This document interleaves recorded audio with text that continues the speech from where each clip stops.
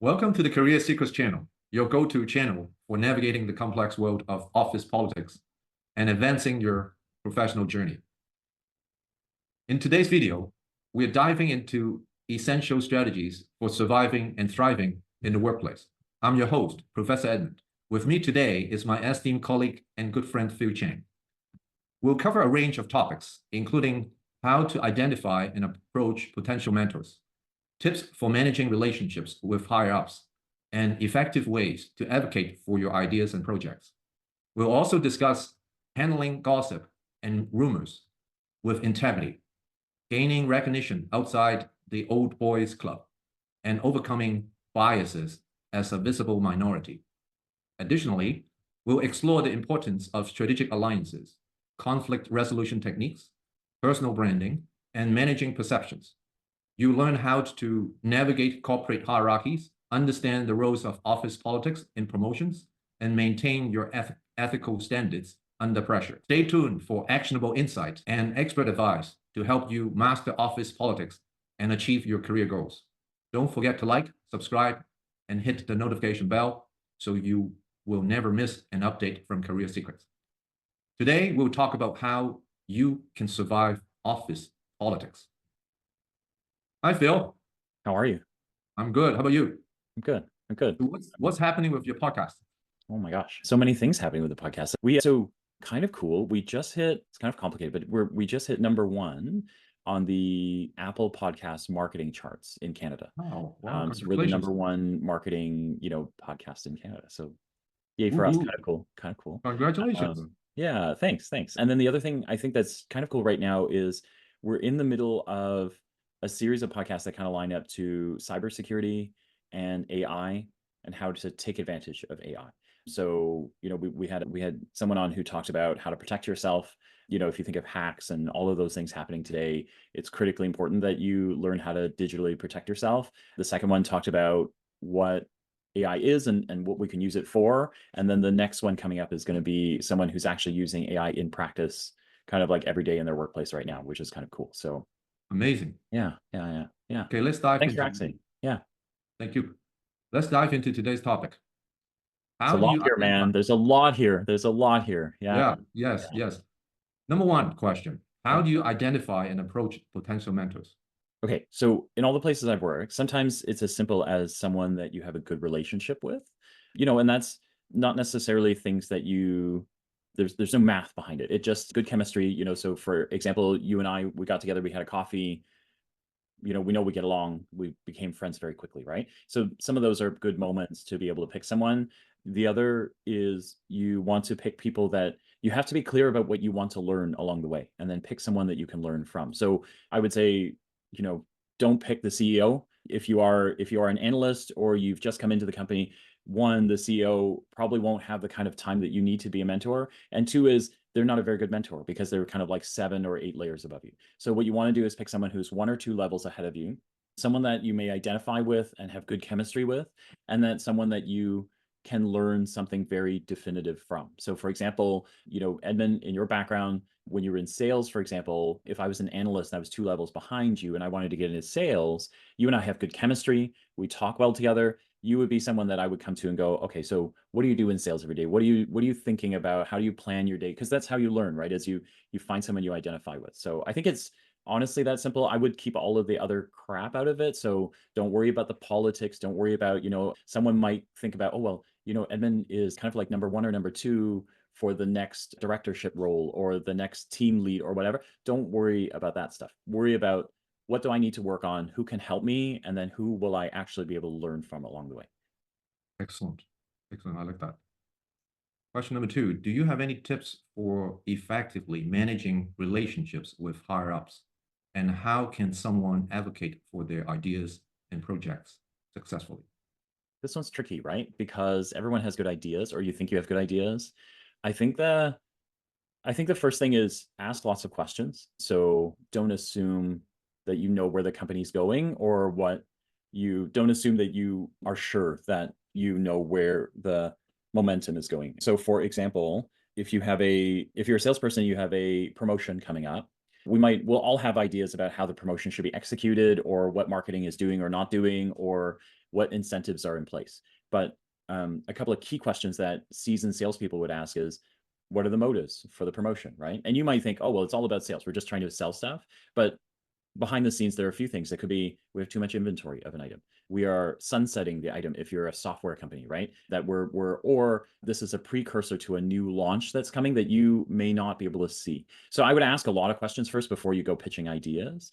And then two is, I think, then, when you pitch the idea, it's rooted in the answers of those questions, right? Because then it's insightful as you ask questions. That is the second part that backs into the first part, is when you ask thoughtful questions, you create very good relationships because the people that are managing you realize that you're being thoughtful, and that helps, right? Because that helps people go, this is a thinker, this is someone who's thinking and doing, and so this is someone that we should be keeping an eye on because potentially they could help us with more things in the company. Great advice. Gossip can be really bad. How do you recommend addressing rumors about yourself or colleagues in a way that maintain your integrity? So first is, don't do it. It sounds hard, right? Like, look, I'll use Edmund and I as an example. Is we're colleagues, we work together, right? And there are always going to be moments where you're like, oh, I'm frustrated, I don't like this guy, or that guy's not very good, or Edmund, what do you think of that guy? He smells funny, all these sort of things, right? So I would say one is, make sure that you keep the same way you keep your desk clean, you keep your workspace clean. So stay out of the crap, don't talk gossip. If you're worried about the perception of who you are, go to your manager and talk to your manager, right? Be definitive about, hey, I'm hearing these things about me. What is the company's perception of who I am?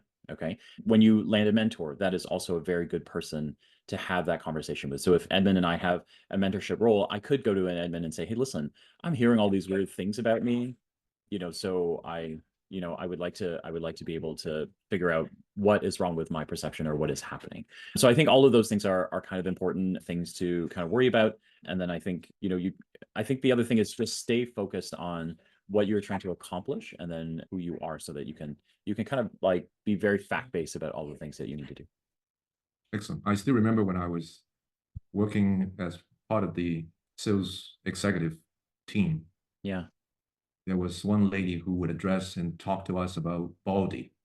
It's the nickname for our boss. Well, she named him, and I didn't want to have anything to do with that. Yeah. So every time she started talking about Baldy, I really want to leave the conversation. So it's interesting what you just provided. It's great coaching. Sorry, just one other, because that triggers some things for me too, is I think that is something that you shouldn't be afraid to do, particularly in this time and age. So, Edmund and I are both a little bit older. I'll speak for both. You can tell me to go away, Edmund, but like, we're a little bit older. So in the old days, there was more pressure to conform, right? And so like that Baldy situation, you may or may not have felt the latitude to say, hey, that's inappropriate, I don't think you can say that, right? But in today's age, you absolutely can do that, right? Like, so you absolutely can say, that's kind of inappropriate. If you guys want to talk like that, I'm going to remove myself from the situation and, and not be a part of it. I think in the old days, we had to find, because it really wasn't okay. It was really much more of an old boys club, which we talk about later. But, and so there were lots of moments that we weren't able to, we just have to find a way to stay out of that conversation, right? So I like that. yeah. Now on Old Boys Club, I wasn't part of the Old Boys Club. Me neither. For people who find themselves outside the Old Boys Club, what advice would you give for gaining recognition and establishing a strong professional network? I think that the first thing I would say, particularly with my observation of corporate, kind of environments now, is what you perceive to be an old boys club, verify it's an old boys club.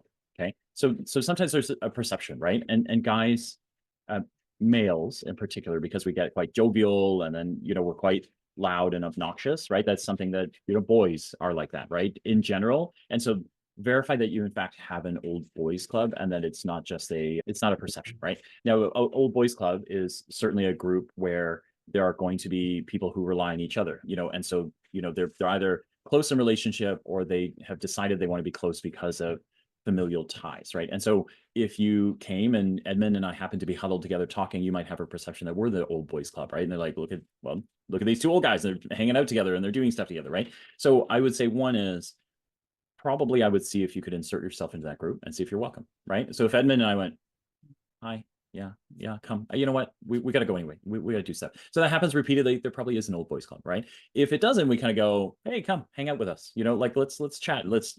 Probably isn't an old boys club, right? But I think the first approach is go and find out, is it actually a club, or is it just a common theme of gaggle of people hanging out together? And then I think the other thing is, don't employ those tactics yourself, right? So don't be biased in who you find, right? Like we are in that phase where diversity, equity, inclusion is a big thing. I would say that the outcome of those is equity, right? Is equity, period, right? So it doesn't matter how you identify, what your skills are. Like what we're after is competent people who can do competent things so that the company grows, that we all succeed, right? And so those should be your only filters. Anyone who's in that spot should be someone that you can lean on, tie to, bond with to help you grow the company. This is an interesting question. The next one, it applies to both of us. Yeah. A visible minority, what have been your key strategies for overcoming biases and succeeding in an industry that may not always be the most inclusive? And I'm not implying that any industry is. I'm just saying that. I think that, yeah, I think this one's hard, right? Because I do look at that, and then, when I was like, I'm gonna keep these really short, but I think when I was growing up, I really was like the token Asian almost everywhere I went, right? Because to really date myself 30 years ago, there weren't that many of us Asians or visible minorities anywhere, right? But I think I tried to make sure that I just did the best work I could do, and I stayed focused on the work. I will say that I tried not to. There were moments I tried not to perpetuate the stereotypes, but like, I'm Chinese by descent, and so the assumption is I'm in a math or science. I studied English and political science with a minor in philosophy and creative writing. So the opposite end of the math end. But when I got into work, I had skills, spreadsheets, analytics, all those sort of things. And so I tried to make sure that I rounded out my skills all the time. So if I did analytic exercises or case studies, that there was an equal part creativity to it, so that it was balanced. So people didn't come away going, see that Asian guy, he's really good with numbers, right? So I don't know if that quite answers the question, because I think today's minorities are a little bit different. Like an Asian male is not really in the workplace. We're not minorities anymore. We're part of the norm. So I think for today's workplace, you have different struggles than us. But I think I always try to stay out of the stereotype, if you would, and try to show off different skills along the way. That's excellent. That's excellent, because you don't want to feed into that stereotype and let them continue. No. You act normal and do the best you can. Yeah. As inclusive as you can. Yeah. And yeah. I think we're in a different world also. Yeah. So young people are more lucky than the two of us. But that's good things. I think the big thing is, back to the other question is, we, like anyone who listens to this, you are the up and coming gen. We have to get past all of that and get to equity. So it doesn't matter like what you look like. None of this should matter. What matters is what's up here, right? And so we need somehow, as a generation, as a workforce, we have to get past what does this look like, and think what's in here. Is this person in here? What's in here and what's here? If you can think and you can do, you should fit in the workplace, right? Like somehow we have to strive and aspire to be that, right? I think. Absolutely. And I don't think we can actually use that as an excuse. That's the last thing that you want to do. Yeah, I think so. Yeah. How you identify and cultivate strategic alliances within the workplace, and how can these relationships influence your career? To me, it's all about how forward thinking you are. And the example I'll use, I think that's relevant to both you and I, right? Is you were a sales guy, right? In your lifetime, I was a sales guy. I was also a sales strategy guy, right? And so if I was launching a new product, or I knew I was going to, or I was thinking about launching a new product, you have to look around you and find people who are thought partners that allow you to grow, right? So it's not about where you are right now. It's about, where am I going? And can I align ideas with those folks, right? So sales strategy, I would think about, I got to launch this product, but I would show up at an Edmund store and go, listen, can we just spend a half hour? I have an idea, right? And then on the other side, right, the other half of that strategic alliances, Edmund also has to be open to go, listen, I don't have time to waste with you, man. Like another 30 minutes, like I got targets to chase. I got things to do. I'm behind my sales target, right? Like the two of us need to be able to come together and recognize, like, hey, I have an idea. I think this could benefit you, but I want your feedback. And then Edmund also needs to recognize, you know what, it's 30 minutes, no skin off my nose, right? I want to spend the time because he clearly has something he's building that's interesting. maybe it sucks, maybe it doesn't. But if I don't spend the 30 minutes, I'll never know. Right. And then that's how you build strategic alliances, right? It's not these grandiose things, it's little things, right? As you go, listen, because I will know things, but Edmund will know things I don't know. And I will know things that Edmund doesn't know. And the more we share, the more pairings we get, right? Because then, like Edmund and I did this, Edmund and I share courses. We teach the same courses, right? And we got together and went, hey, what do you think about this? What do you think about this? And now we don't have to do that, right? Like when I saw him on Monday, because Edmund and I see each other on Mondays, when I saw him on Monday, he said, hey, what are you doing there? And I actually said to him, I'm behind, I didn't do that yet, right? And he started laughing at me, but immediately as a partner, he started going, what, here's all you need to do. Here's some solutions, right, that get you there faster. And then we had, so I think that's where these partnerships really come together is you have to put the time and effort. You have to recognize how that person can fill in a knowledge gap for you, and then how you can contribute to their world. That makes everything easier. So one day I will come and go, Edmund, I'm doing this thing. And he will already know, oh, I know where you're going. I can help you with this part, but I can't help you with that. You can talk to this person. And I'll say, oh, you're doing that. I can, so it is like learning, to be a proper partner, and that allows you to build alliances that help you. I love it. You focus on the strategy or strategic part of the strategic alliance, the partnership. It's And important, right? You got to be thinking essence, about where you want to go. talk Yeah. about the essence and the synergy, the synergy. Yeah. Excellent. Yeah. Now on conflict resolution. What methods have proven effective for you in resolving conflicts with colleagues, especially when office politics are involved? Oh gosh, this one's hard because nothing gets people more riled up than office politics, right? It's the thing that makes everyone crazy. It's the thing that, makes everyone, your blood pressure go up and all these sort of things, right? I think the thing that has always worked for me is to resolve what you can directly.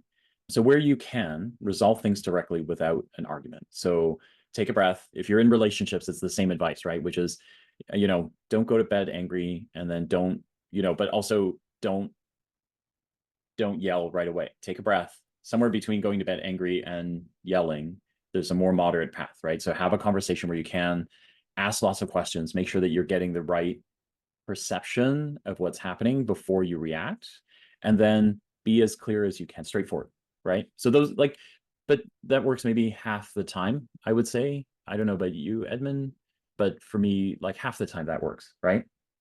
The other half has to stay rooted in the job, so I don't like you, we've had an argument or we've had a disagreement. I'm going to focus on what the job needs. So do my best not to be biased. Maybe Edmund and I are friends, but let's say Edmund and I have a full disagreement on how we'd like to, let's say Edmund and I are going to be teaching a course next semester and we have a full disagreement about how the course should be taught, right? We can still be friends.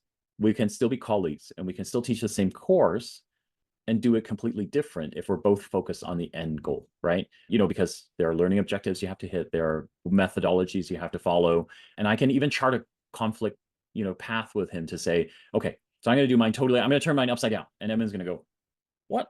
Okay, but I'm going to go and you're going to go. And then we can talk about, okay, so here's how we resolve it. So the students aren't confused. And then behind the scenes, Edmund and I can continue to work out, why would you want to go that route? We have all these tools here, all these things, but we can still work our way around that, right? So I think those two things lead you to a path that allows you to fix things, right? Great. I love the objectivity and the focusing on the results. The one thing that I don't recommend is to write an email. You can write an email, but don't send the email. Yeah. The good thing about writing an email, it gets you organized. Your points, that's a great tip. Right? Yeah. Get your points organized, get yourself organized, think through the logic or no logic. Make sure that you're logical. And then don't send it because you're mad, right? And at the end of the day, you may just cool down and things may fall into place. That's a great tip. That's a great tip, because how many times have we each written an email that you're just like, I am fuming, I'm ready to rip this one, and then you come back in 3 hours and go, hey, just calm down a minute. Most of the time, 99% of the time, you cannot recall an email. Yeah. That's the problem. Yeah. And more damage could be done. Yeah. Okay, next one is interesting. On personal branding, can personal branding impact your standing in office politics? And how do you manage your professional image? Yes, 100% personal branding does impact your standing in office politics. It can be good and it can be bad. So it used to be that companies, you live in a company, you work in a company, and the perception that you have is generally like a 9 to 5 thing, right? And like, especially the old days, right? Because there's no social media, there's nothing, right? And so I go to the office, I come home. When I'm at the office, there's an office fill, and then when you come home, there might be a home fill, right? And that has existed for a long time. When social media came around, that's not really a thing anymore, right? Like unless you have to be very conscious of something. So do you want to keep your social media and your kind of digital public life away from the office? That means no, you have to keep colleagues at an arm's length all the time, right? So some of that will impact how you go about this. Your personal path is if your personal path is to be an influencer in the space that you work in, then your personal branding can also actually up your standing in office politics. You just need to be very conscious of the way you go, because we digitally we work where we live and we live where we work now, right? So it's very transparent, right? Whether it's so an example I'll give you is there's someone that I worked with who wasn't very good at their job and got let go by the company that I'm also contracted by. But in LinkedIn, their personal branding is not only professional, like they're a salesperson, blah blah blah, but they also like to talk about mental wellness, mental health, and those sort of things. And so, leading up to her dismiss, she was talking about how toxic the workplace is and how a micromanager can really affect your workplace, right? But in fact, the person that she was talking about wasn't a micromanager at all. They just were micromanaging her because she wasn't very good at her job, right? And so you kind of go, so if you look at that situation as those posts in LinkedIn, while LinkedIn is yours and yours to own, it definitely affected, because her boss is on her LinkedIn. And so her boss is now getting messages about how she's micromanaging, which is making the boss, one who was anxious already, was trying to help, was trying to see if there's a way to chart a course so that this person could stay with the company. And yet, these posts were making it worse, not better, right? Because now this boss feels like, look, you say I'm micromanaging, but in fact, you're not doing your job. So I have to micromanage you. I don't want to do it either, right? Do you know what I mean? Like, so there are all these things that can be really difficult about this space. So you just need to be clear about where you want to go. And then, so the managing your professional image, be very, very clear, like so deliberate about what you post and where you post it, because everybody can see everything. There's just no better way to say that. I know we say that a lot in social media, but that for work, that is 100% true. You've read about people who get let go because they're at a inappropriate rally, or they're at an inappropriate, or they've done something inappropriate, even though it's outside of the workplace, but it affects the perception of the company, right? And then two is, if you are going to do it, you just need to make sure that you're always kind of in line with the company's values if you're going to publish, and that you are in fact going to be an influencer in the space. Excellent. I have a one-liner, actually very short piece of advice for social media. Social media with a purpose.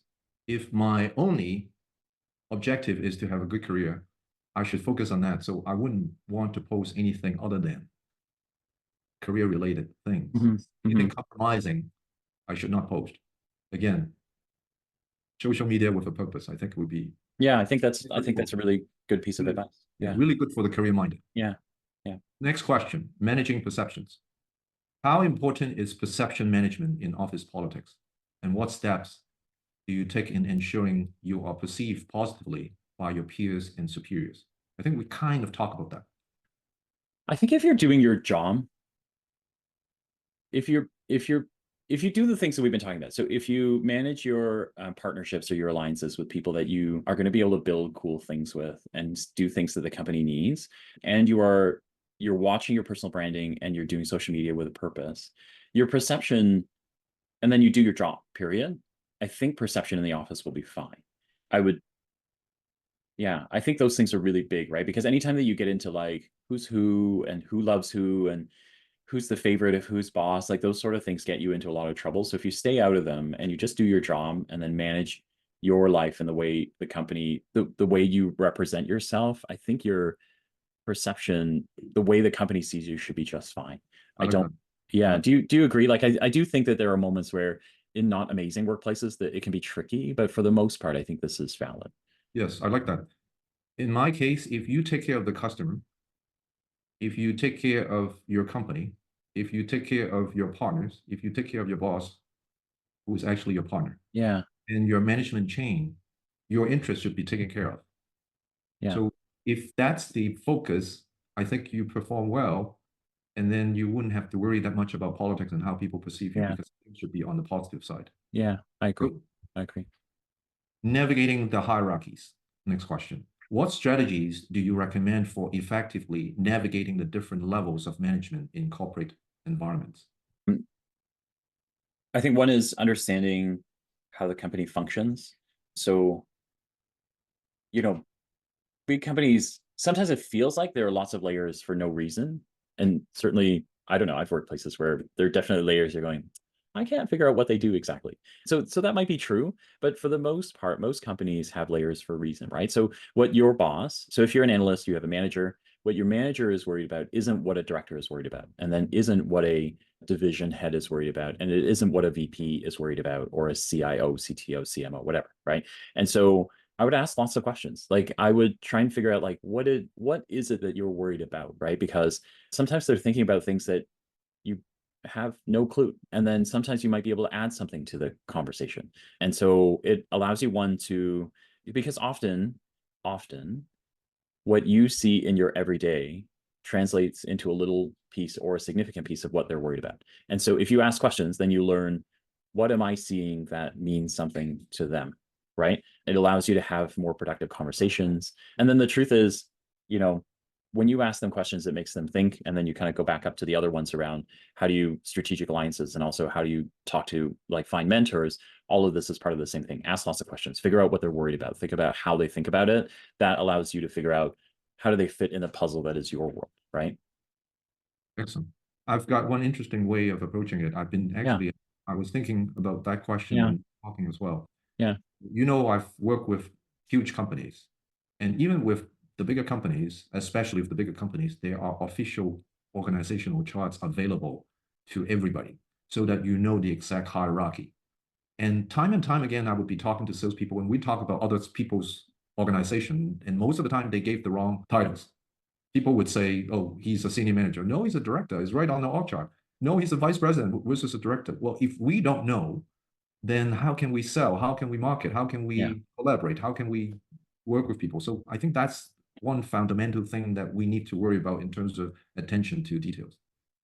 Yeah, I think that's super legit. Is there are you're 100% right. There's lots of tools available to the everyday employee, right? Or charts. If you're a publicly traded company, right? You and I were both part of those. There's an annual report that they put out to shareholders every year. And I promise you, probably 90% of employees don't read that, but you should, right? Because that is what your CEO promised to deliver the shareholder, that dividend at the end of the year that comes out in your RSP, your mutual fund, your whatever. Well, you have to deliver that, right? So if you know what the CEO has promised to deliver, you actually know what is going to happen during the year, right? So like a really simple example is, if the CEO promised to deliver a $5 dividend to everybody, every shareholder, and you're not making your target for the year, in a publicly traded company, that CEO is going to do everything they can to hit that $5 mark. So if you understand finances, then you're going, that means cuts where? Cuts on everything, marketing, sales programs. We go down the list until you get to people, right?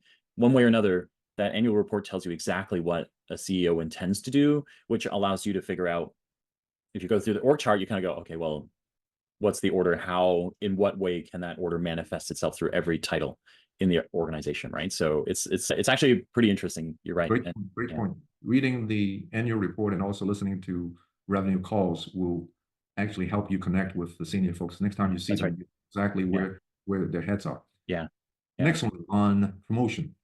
Can you discuss the role of office politics in promotions and how to position yourself favorably when opportunities arise? So we've done some of this, right? So strategic alliances is a big part.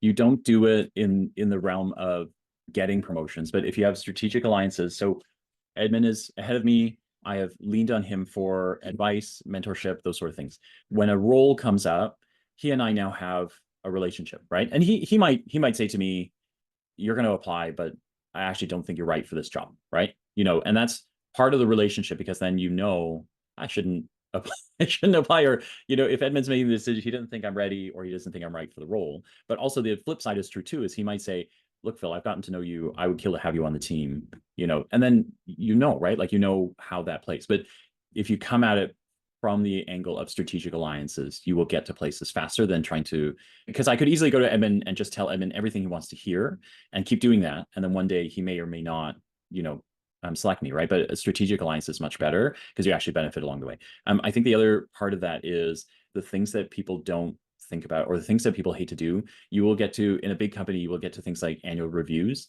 and so it's important. Simple things: keep track of your own accomplishments through the year. I don't even know how many times we say this to our team members or our employees. Keep track, write them down, Nobody ever does. So at the end of the year, go, if I say to you, what'd you do this year? Lots of stuff, right? Like, stuff doesn't get you anywhere. But if I can say, I helped launch this new product, I found a way to cut some costs, I did some analytic analysis that helped us generate, a 3-time lift on a promotion that was really destined for a 1-time lift. Those sort of things, when you can list them out, it makes your body of work compelling. And ultimately, that's what the company needs, right? Is, we talked about equity. They need what's up here. They need what's here. So if you can show that you are thinking and that you're doing things to think, and then you can show that you can do the work, you will move up in a company. Excellent. I actually asked my student to keep a hard copy of the emails and or all the accomplishments, because when they leave the company, It's a great idea. The corporate email, you wouldn't be able to access. So It's gone. whatever you Yeah. accomplish will be gone. So Yeah. keeping inventory, brilliant. Thank you. Yeah. How do you maintain your integrity and ethical standards when office politics may pressure you to act otherwise? Oh my gosh, this one's really tough. It's really tough because sometimes when you're working on things, you will see things that nobody else sees, including people that you value, people that you think very highly of. So there are lots of moments that you will kind of arrive at a different conclusion from the people around you. And so there's kind of no way to do this besides to focus on what values you have and just act on them, right? So that could be a new launch that you think, we shouldn't launch this. This is a bad idea. It's not going to work. I think you stick to the facts and outline your case. If the company moves forward with it, you also need to learn to not take it personally, right? Is that you are one piece of the company, and sometimes the company needs more than you have, right? Or the company wants to go in a different direction than you want to go. All of those things will happen in your lifetime, right? It happened to all of us, I think, and you have to just be clear, and you need to express there's a fine balance. You have to express enough that you satisfy your own kind of need to say, I was responsible, right? A few launches I've said, I don't think this is a good idea. I think this is very bad for us. I don't think we should do this. I do not think that we should be doing this. And then I've said my piece. I will do my best as the team member to help along the way, but I've already said my piece that I don't think this is going to work, right? So you have to balance so that you can satisfy that and say, I spoke my mind and I've done that. But then the other half is, the company respects you to be responsible, right? So if I launch something and Edmund says to me, Phil, this is going to fail, it's not going to work. And I say, Edmund, I appreciate that, but this launch is done. We're going, right? Then Edmund will say, listen, I'm going to give you the 8 reasons why this is going to fail. Having said that, the flip side is, here are the 8 things that I'm going to do as a good employee to make sure this thing goes, right? So you have to keep those flip sides. And then when you do that, people will go, okay, I get it. Respect his opinion, right? Because, he did the 8 things we needed him to do. And it's still, because next time I'll come back and go, hey, strategic alliance. So Edmund, before I launch now, I need your help, right? Because you told me the last one was going to fail, and I said, suck it up, Buttercup, do it anyway. And now I'm in a spot where I'm going, I have the chance to pick Edmund Spring before I fail at something. Let me go find out what he's thinking, right? So, but this one's really hard. Like this one, it will feel like the company is pressuring you all the time, because the company is not a thing. It's a thing, not a person, but the machine moves, right? And so you just have to learn to recognize the pressure and then step out of the way when you're supposed to, voice your opinion when you need to, and then step back into the machinery and be part of the machine when you need to be, right? And then sometimes you have to recognize that it's not for me and I have to leave, right? But that's a quite dramatic move, I would say. Excellent. Well, that was the last question. Do you have anything you want to add? This has been tremendous, invaluable advice, and thank you for doing this. I think you're we should welcome. do more of these. Yeah. I think the only other thing I would add is remember that, like, work is like this interactive tool. Like it's a big part of your life. You're going to spend more time working than you will with your family, weirdly as that sounds, right? But if you kind of do the math and you go, if I work 9 to 5, yeah, right, I'm there 8 hours, and then I'm with my family maybe 6 or 7 before we all go to bed. We get up and do it again, weekends aside. And so the one thing I would say is, like, if you're a student, you're getting into an office job, the first few years, maybe you don't have a choice, right? But after that, you do choose, right? And then you choose for the rest of your life where you want to be. So you have to always be learning, and you have to always be adapting to what you like and what you don't like. right? Like big companies, I don't know about you, but for sure in my early days, there were a lot of moments I got into a big company and went, I'm set. I'm going to get a full-time job. I got benefits. I got pretty good pay. If I do this job, I get a raise. 2 years, I'll be a manager. 2 years, 2 years, if I get to the sales side, I can get a car. I can get a fancy car. But these things, they don't. You can let it define you.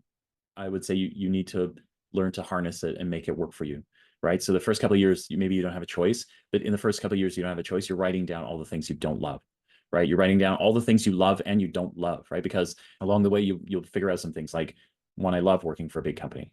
I hate working for a big company. I never want to work for a private owner where there's no, I'm only accountable to the owner. Maybe I hate publicly traded companies because every quarter is this crazy mess and every half year is a crazy mess. And Thanksgiving is when people get fired. All these things, right? There are lots of behaviors that you need to learn along the way. Take notes on all of it. You will never stop learning. You've got to find a spot that fits with you. That was so wise. Thank you again, Phil Chang. It's You're been a welcome. pleasure. Edmund, you're doing good things. I am thankful to be on your channel more than once. So Thank you. Let's do it again. okay, thanks. These are your career secrets. I'm your host, Professor Edmund. See you next time.